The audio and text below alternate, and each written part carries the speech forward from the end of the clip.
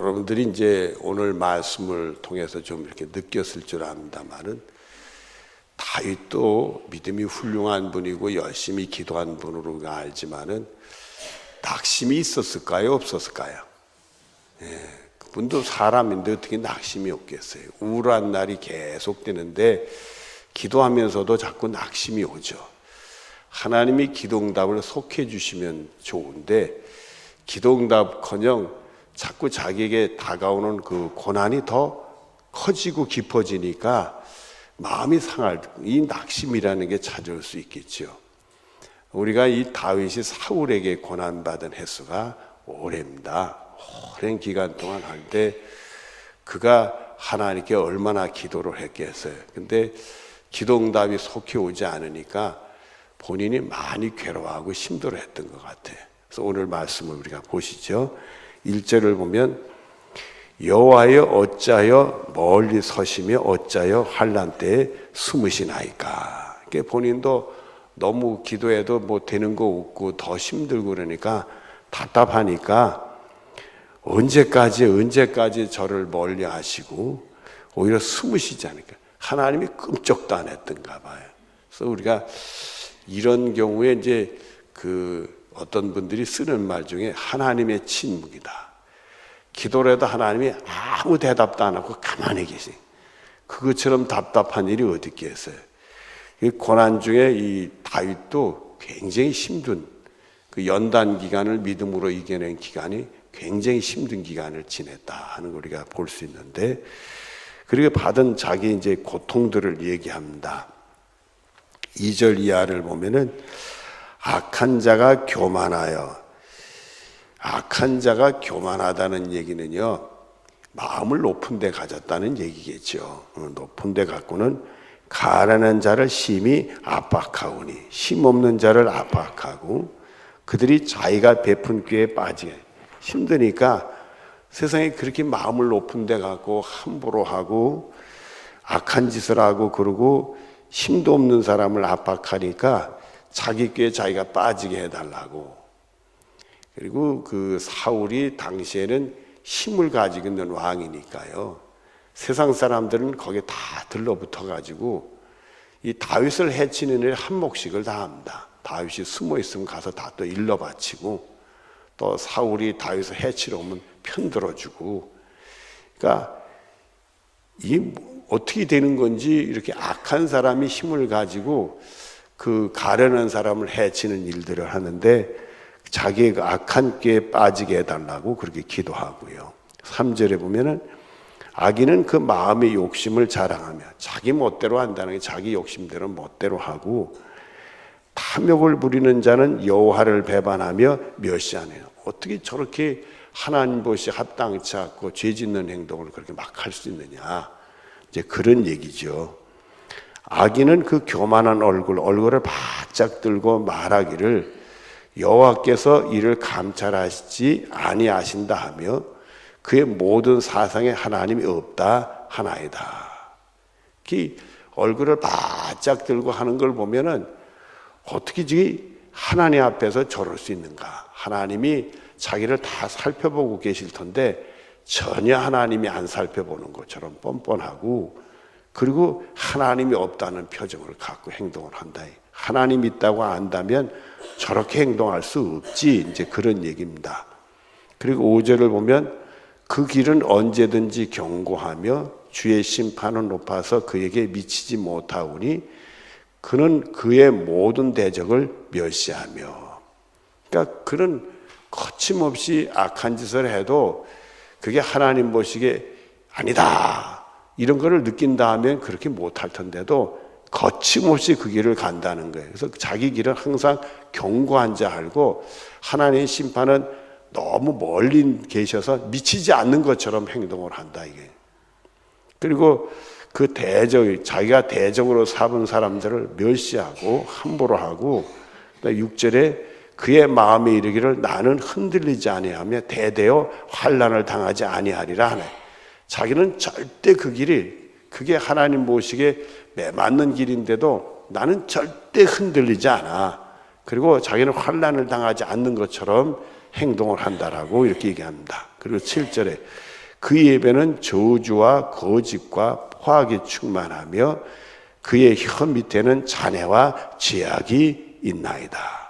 또 8절에 보면 그가 마을 구석진 곳에 앉으며 그의 은밀한 곳에 무지한 자를 죽이며 그의 눈은 가련한 자를 엿보나이다. 그저 구석에 앉아서도 악한 꾀를 내고 엎드려서 노리고 뭐 이런 얘기를 한다 얘기입니다.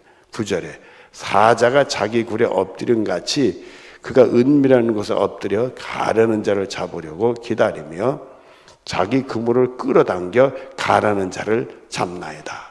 사자 웅크렸다가 그 약한 짐승을 해치지 않습니까? 그런 것처럼 하고 그물 쳐놨다가 그물에 걸리면 확 잡아달려고 그런다는 얘기입니다. 그리고는 10절에 그가 굽으려 엎드리니 그의 포악으로 말미암아 가난한 자들이 넘어졌나이다. 11절에 그가 그의 마음에 이르기를 하나님이 잊으셨고 그의 얼굴을 가리셨으니 영원히 보지 아니하시리라 하나이다.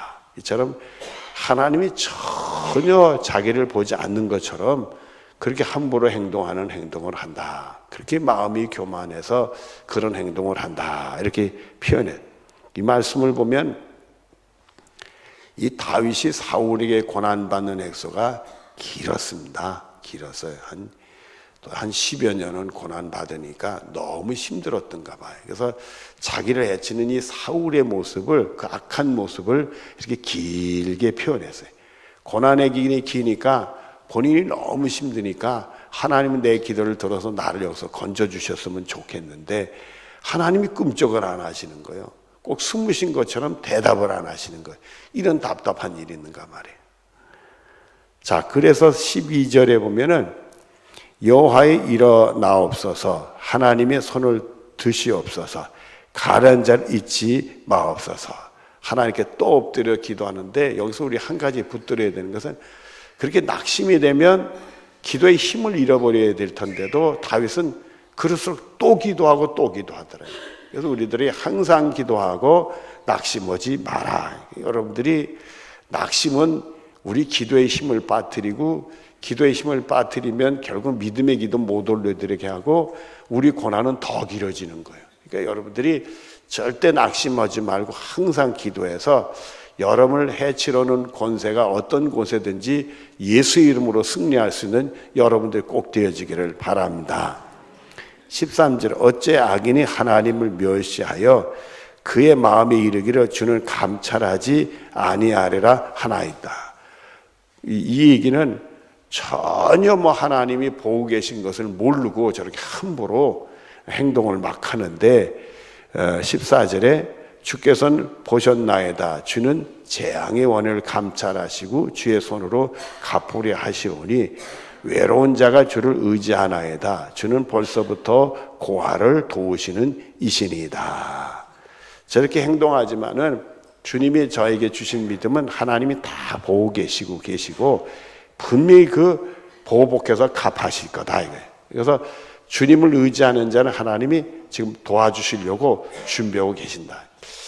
이런 모습을 보면은 이 순간적으로 이렇게 낙심되는 일이 다윗에게 찾아오고 우울한 삶이 계속되는데도 불구하고 이 기도의 줄을 놓치지 않고 있구나. 기도하다 보면 또 이 하나님이 은혜를 주시는지 새로운 믿음이 분명히 나를 도와주시려고 하나님 준비하고 계셔.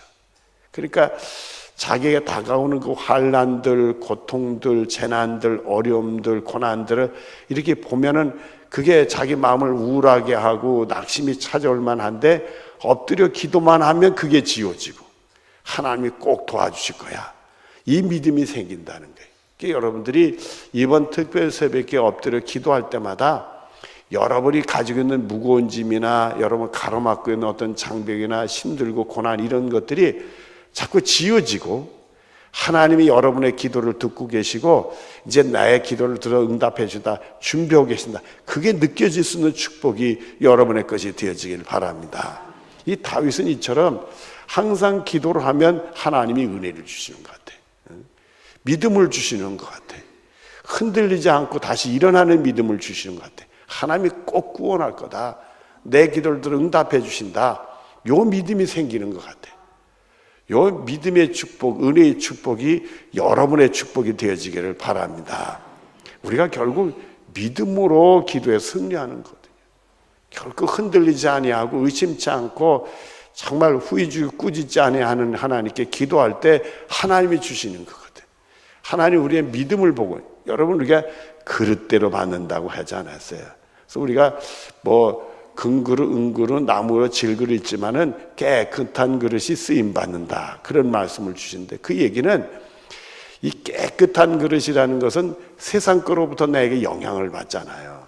세상 것들이 다 영향받으니까 그것이 나에게 이 스트레스가 되고 데미지가 되고 나를 고통스럽게 하고 나를 우울하게 하고 나를 실망케 하고 그런 게 많잖아요.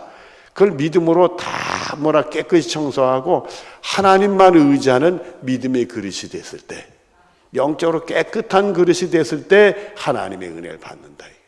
그래서 우리가 이 기도하면서 뭐 의심들, 불안들, 두려움들, 세상께 주는 영향에 대한 나한테 미치는 것들, 이런 것들을 다 내려놓고 그냥 그걸 십자가의 못을 받고 죽게 하고 오직 주님만 바라고 주님 의지하는, 이게 주님만 의지하는, 주님께 피하는, 주님만 내 구원이여, 주님만이 내 산성이여, 주님만 내 반석이여, 이런 믿음으로 꽉 이렇게 찼을 때 기도응답이 온단 말이에요.